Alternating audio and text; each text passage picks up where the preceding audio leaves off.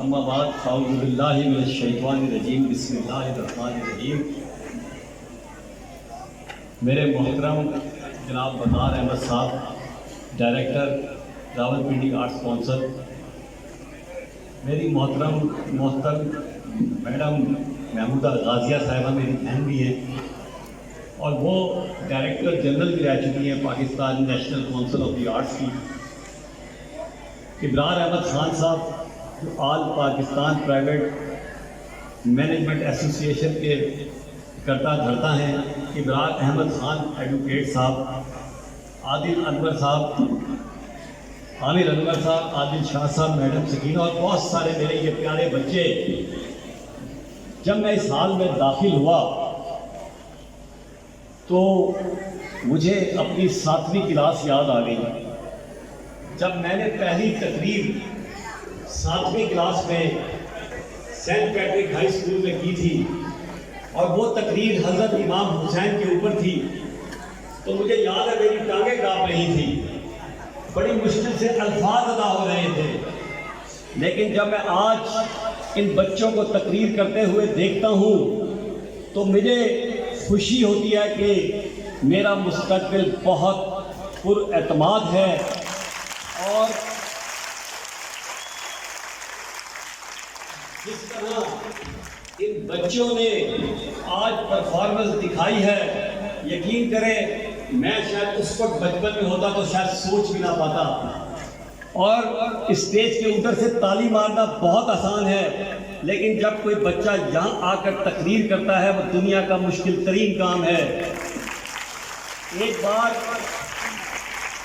ایک بار کسی نے بھولو پہلوان سے پوچھا اور اس کو اسٹیج پہ بلایا اور کہا تقریر کرو، تو بھولو پہلوان کے پسینے چھوٹ گئے۔ وہ پہلوان جو اکھاڑے میں بڑے بڑے پہلوانوں کو لٹا دیتا تھا، اس کے پسینے چھوٹ گئے، اس کی ٹانگیں کانپنی شروع ہو گئی۔ اس نے جا کے جو انچارج یا انتظام کرنے والے لوگ تھے ان کو کہا، اور خدا کے واسطے مجھ سے کوئی یہاں لڑائی کروا لو، میں تقریر نہیں کر سکتا، اتنا مشکل کام ہے یہ تقریر کرنا۔ اور آج کی مناسبت سے میں آپ کو جشن آزادی کی مبارکباد پیش کرتا ہوں۔ آج جب آپ ہماری نوجوان یا یہ بچے اپنے ملک کو دیکھتے ہیں تو آج کل جب یہ ٹی وی دیکھتے ہیں تو ہر بچے کے دل میں یہ ذہنی سوال ابھرتا ہے، کیا یہ پاکستان ہم نے اس لیے بتایا تھا کہ جو کچھ ہو رہا ہے اس ملک میں، کہ آج اس ملک میں 10 کروڑ لوگ ایک وقت کی روٹی کھا رہے ہیں۔ آپ کے ملک میں 3.5 کروڑ بچے اسکولوں میں نہیں جا رہے ہیں۔ آپ کے ملک میں 2.25 کروڑ افراد ہیپاٹائٹس بی اور سی کے شکار ہیں۔ آپ کے ملک میں اس وقت 1.5 کروڑ کے قریب گردے کی بیماریوں کے مریض ہیں۔ آپ کے ملک میں سالانہ 1 لاکھ بچی پریگنینسی کے دوران فوت ہو جاتی ہے۔ آپ کے ملک میں 4 لاکھ دل کے دورہ پڑنے سے لوگ بغیر دوائی کے مر جاتے ہیں۔ آپ کے ملک میں ڈالر کا ریٹ، کیونکہ ان بڑے لوگوں کے ڈالر کے اکاؤنٹ باہر کھلے ہوئے ہیں، وہ کبھی 240 پہ چلا جاتا ہے، کبھی 230 پہ چلا جاتا ہے۔ آپ کے ملک میں جب ہم یہ بدامنی دیکھتے ہیں، سیاست دانوں کی بے ایمانیوں کو دیکھتے ہیں، ان کی بے شک توانیوں کو دیکھتے ہیں، تو پھر میں سوچتا ہوں کہ کیا یہ ہم نے ملک اس لیے حاصل کیا تھا؟ پھر میں سوچتا ہوں آج ایک دن تھا کہ لوگ لٹے پھوٹے کٹے ہوئے جا رہے ہیں پاکستان کی طرف، تو کسی نے سوال کیا کیا 75 سال کے بعد ہم اس پاکستان میں پہنچ گئے ہیں؟ لیکن جب میں یہ ساری چیزیں دیکھتا ہوں تو پھر میں ایک نئے عزم اور حوصلے سے کھڑا ہوتا ہوں، میں ایک نئی ہمت سے کھڑا ہوتا ہوں کہ میرے والدین نے قربانیاں اس لیے نہیں دی کہ میں ان کو لوٹنے دوں گا اپنے ملک کو۔ میرے والدین نے قربانیاں اس لیے نہیں دی تھی، میری والدہ میرے دادا مولانا محمد علی جوہر اور مولانا شوکت علی جوہر کے ساتھ تحریک خلافت میں اس لیے نہیں گئے تھے کہ یہ لوگ اس ملک کو لوٹ لیں۔ میری والدہ انڈیا میں شہزادیوں والی زندگی گزار رہی تھی، اس کے پاس شوفر ڈریون گاڑی ہوا کرتی تھی، ان کی شادی میں چاندی اور سونے کے سکے تقسیم ہوئے تھے۔ میرے والد کوئی بہت امیر آدمی نہیں تھے، لیکن جب یہ ملک بنا تو اس ملک کی محبت میں میری ماں اور ان کا خاندان اور میرے والد سب کچھ چھوڑ کر یہاں آ گئے۔ میرے والد کی عمر کوئی 10 سال ہوگی جب وہ ایک ایسی ٹرین میں آئے جس پہ بھینسیں تھی۔ 10 سال کا بچہ اپنے خاندان کو چھوڑ کے پاکستان کی محبت میں آ گیا۔ میری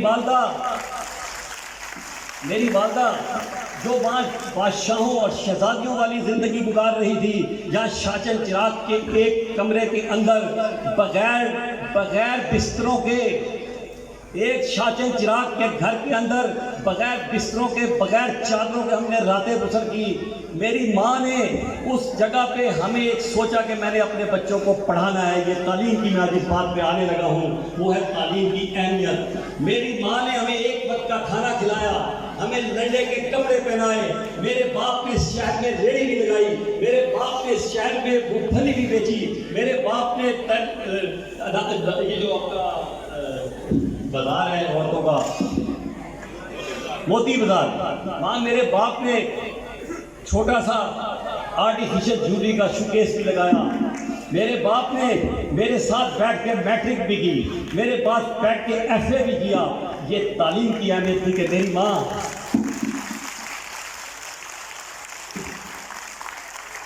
ہم اپنے خاندان میں سب سے غریب ترین لوگ تھے، لیکن میری ماں نے کہا میں نے اپنے بچوں کو پڑھانا ہے۔ یہ ان کی ویژن تھی۔ بہت پڑھی لکھی خاتون نہیں تھی، لیکن اس دور میں بھی پڑھنے لکھنے کو پسند کرتی تھی۔ آج اللہ نے مجھے یہاں پہنچایا۔ میرا ایک بھائی ہائی کورٹ میں چلا گیا، میری دونوں بہنوں نے ماسٹر کیا، اور ہم وہ لوگ جو کبھی سب سے غریب ہوا کرتے تھے، اس تعلیم کی بدولت اللہ تعالیٰ نے مجھے دنیا کی ہر نعمت دے دیا ہے۔ تو یہ شکر ہے میری ماں کا، میری تعلیم کا۔ میرے والد نے، مجھے یاد ہے جب 67 سال کی عمر تھی تو میرے والد امتحان بی اے کا دینے گئے تو میرے بچے ہنسنے لگے، میری بہن کے بچے ہنسنے گئے کہ ابا یہ کہاں جا رہے ہو؟ انہوں نے کہا یہ تعلیم اس لیے حاصل کرنے جا رہا ہوں تاکہ تمہاری تقدیروں کو بدل کے رکھ دوں۔ بس ہماری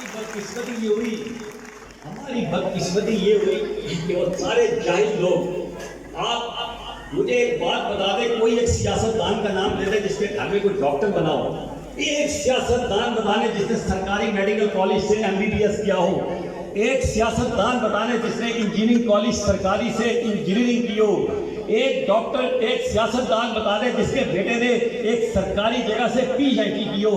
یہ جو بازار سے خرید کے انگلینڈ اور امریکہ کی ڈگریاں جاتے ہیں، یہ تو جس کے پاس بھی پیسہ ہو وہاں ڈگریاں بک رہی ہوتی ہیں اور آگے ہمارے ملک میں ہم پر عطا بن جاتے ہیں۔ میں سلام پیش کرتا ہوں ان بچوں کو، میں سلام پیش کرتا ہوں ان قیادت کو۔ آج بیٹا یہ جو دور آ رہا ہے نا، بدلنا ہے تو میں بدلو، نظام معیشت بدلو۔ یعنی کہ اس کا مطلب یہ ہے کہ اگر بدلنا ہے تو اب ان غلامیوں سے آزاد ہو جاؤ۔ آج آپ کو ایک نئی بات بتانے لگا ہوں جو میں پڑھ رہا تھا، جو کسی نے آج تک کسی کو بتائی، کہ جب انگریز نے 1946 کا الیکشن کرایا تھا جس میں پاکستان بنا تھا، اس میں ووٹ دینے کی آزادی صرف امیر آدمی کو تھی، جاگیردار کو تھی، جس کی زمینیں تھیں اس کو تھی، بڑے بڑے بھٹیروں کو تھی، اور جو تعلیم یافتہ تھے ان کو تھی۔ غریب آدمی کو ووٹ دینے کا حق نہیں تھا۔ یہ ہمیں نہیں پڑھایا جاتا، یہ ہمیں نہیں بتایا جاتا، اور ایک سازش کے تحت وہی آج بھٹیرے اور غلام جو انگریزوں کے جوتے صاف کرتے تھے وہ ہمارے اقتدار میں آ کے ہمارے ابھی آج کل اس کو ہمیں آقا بنانے کی، غلام بنانے کی کوشش میں لگے ہوئے ہیں۔ بہرحال ہم لڑیں گے، ہم مریں گے، ہم اس جنگ کو کریں گے اس لیے کہ یہ ملک، یقین کریں میرے خاندان میں بہت سارے لوگ ٹرینوں سے جب آئے تو پوری ٹرینیں، مجھے یاد ہے میری ایک ممانی تھی، پوری ٹرین کٹ گئی تو ایک وہ اور اس کا ایک بھائی بچا۔ تو ہم نہیں برداشت کر سکتے کہ یہ ہمارے ملک کو تباہ و برباد کرے۔ آئیے آپ عہد کریں کہ 2-3 باتیں کریں گے، خالی باتوں سے نہیں ہوتا کہ بس میں باتیں کر کے چلا جاؤں، آپ بھی کچھ عہد کریں۔ ایک تو عہد یہ کریں کہ جھوٹ نہیں بولیں گے۔ ہماری پوری آپ سیاست کو دیکھ لیں، جھوٹ اور منافقت پر آج وہ یوں سیدھا چلتا ہے کہ وہ واپس کو آ جاتا ہے، کہتا ہے یہ سیاست ہے۔ آج عہد کریں۔ بیٹا میں آپ کو ایک بات بتاؤں، حضور پاک صلی اللہ علیہ وآلہ وسلم کے نزدیک سب سے بڑا جرم جو تھا وہ جھوٹ بولنا تھا۔ دوسری منافقتیں چھوڑ دیں، تیسری اپنے اندر لوگوں کی خدمت کا جذبہ کر دیں، چوتھا اپنے اندر یہ سوچ لیں کہ میں نے اس ملک کو کیا دینا ہے۔ یہ نہ سوچیں دوسرے دیکھیں یہ کام ہے کہ میں جو لنڈے کے کپڑے پہنا کرتا تھا، جو ٹاٹ پہ سویا کرتا تھا، آج میرے پر گاڑی ہر چیز ہے، تو یہ اللہ کی نعمت ہے۔ اور مجھے جب افسوس ہوتا ہے کہ جب اس ملک کے پڑھے لکھے ہم اپنے بچوں کو جوان کر کے باہر کے ملک کو بھیجتے ہیں تو میں اکثر اس سے ناراض ہو جاتا ہوں۔ میں کہتا ہوں یار اور اس ملک میں مستقبل نہیں ہے۔ میں ان سے پوچھتا ہوں کہ جب تمہارا 20 سال پہلے ابا کیا کرتے تھے تو بتاتے ہیں ہمارے والد صاحب تو کلرک تھے، ہمارے والد صاحب تو چھوٹا سا کام کرتے تھے، اور میرے 90% جب ڈاکٹر باہر جاتے ہیں، میں کہتا ہوں اس ملک نے تمہیں آج ڈاکٹر بنایا ہے، اس ملک نے تمہیں اس جگہ پہ بنایا ہے، تو یہ بھی تبدیل کرے کنسیپٹ۔ اس ملک میں بہت کچھ ہے۔ میں نے اپنے کسی بچے کو باہر نہیں جانے دیا، میں نے کبھی اپنی ذاتی خواہش کا اظہار نہیں کیا، مجھے اس ملک نے بہت کچھ دیا ہے۔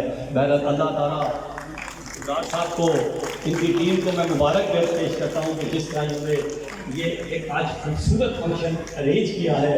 اقرار صاحب سے میری بڑی دوستی ہے، بڑی عزت کرتا ہوں، شریف آدمی ہے، نیک آدمی ہے، تعلیم کے لیے ڈیڈیکیٹڈ ہے، اور تعلیم ایک ایسا سہارا ہے، راستہ ہے جو بدلے گا۔ باتیں بہت ساری ہیں، کرتا چلا جاؤں تو کم نہیں ہوگی، لیکن میں بس اس دعا کے ساتھ ختم کرتا ہوں کہ ہنستے پھولو ہنستے رہنا، ہنستے پھولو ہنستے رہنا، تم ہو پاک وطن کا گہنا، پھولوں نے پھر کہنا بہنا، ہنستے پھولو ہنستے رہنا۔ پھول ہے تھوڑے، بات بہت ہے، پردے اجیال بہت ہے، آپس میں مل کر رہنا، ہنستے پھولو ہنستے رہنا۔ ایک بات اور کہنا چاہتا ہوں، ناراض نہیں ہوگا کہ وہ جو میں بات کہنے جا رہا ہوں اس یہاں کوئی اسکول کا بندہ ہو، یہ ڈرامے بھی ختم ہونے چاہیے۔ 4 ایجوکیشن سسٹم چل رہے ہیں، ہمیں غلام بنایا جا رہا ہے۔ یہ OA لیول کا کنسیپٹ کیوں دیا گیا؟ دنیا میں کہیں نہیں ہے، دنیا میں ایک نظام ہوتا ہے، یہ آپ کو غلام بنایا جا رہا ہے۔ میں نے ایک عام چھوٹے سے اسکول سے پڑھ کے یہاں پہنچا، میرے تینوں بچوں نے گرامر پبلک اسکول، ایک عام سا اسکول تھا، بچہ میری دونوں بچے اسپیشلسٹ بن گئی ہیں۔